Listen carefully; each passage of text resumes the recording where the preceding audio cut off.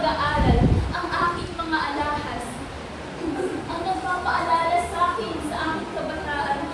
Isa-isa ko sila ipinagbili para lamang may maipatubos sa aking ama. Ngunit hindi ito sapat. Bawat baryang bumabagsak sa aking palad ay tila dugo na mula sa aking puso.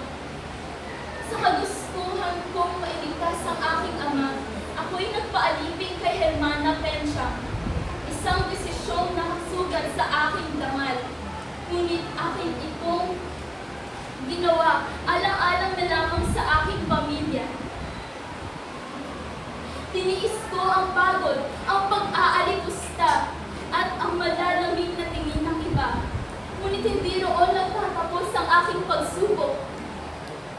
Isang araw, kabalitaan ko na ang aking mahal na si Basilio ay nabilanggo.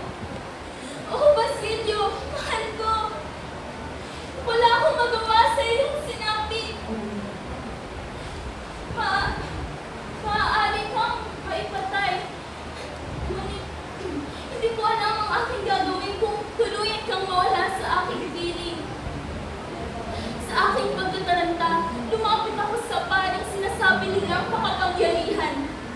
Lahat ng taong aking pinuntahan, iisa lamang ang mukhang bibig. Lumapit ka kay Padre Camora. Lumapit ka kay Padre Camora.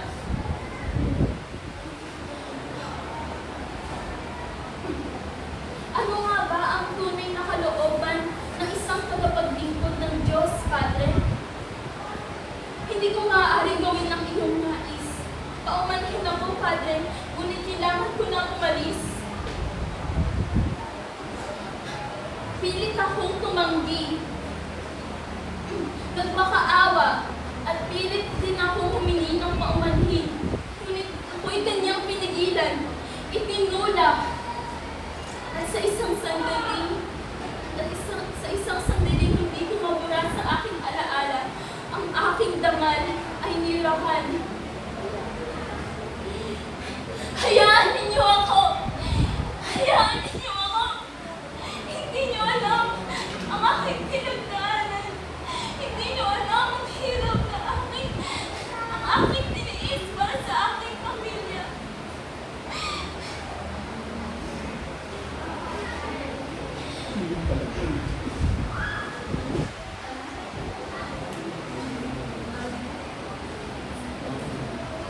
Umasa ako sa himala.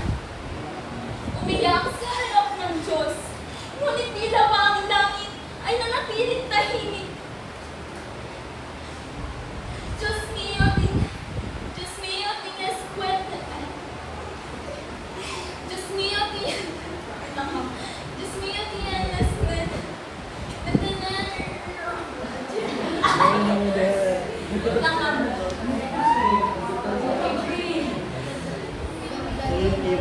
Cut ba yun? Diyos mio, tienes que tener piedad de mí. Kung ako'y wala ng dangal, at ang aking pag-asa'y tuluyan ng naglaho. Ano pa ba ang natitira sa akin? Mas pipiliin ko na lang ang tahimik na kamatayan. Mas pipiliin ko na lang mahulog sa bangin kaysa patuloy na mabuhay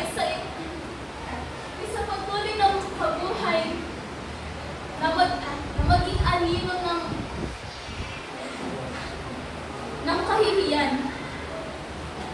Muli, ako si Huli, isang babaeng umibig, isang anak na nagsakripisyo, at isang puso na pinaitim ng kapangyarihan at kasakiman.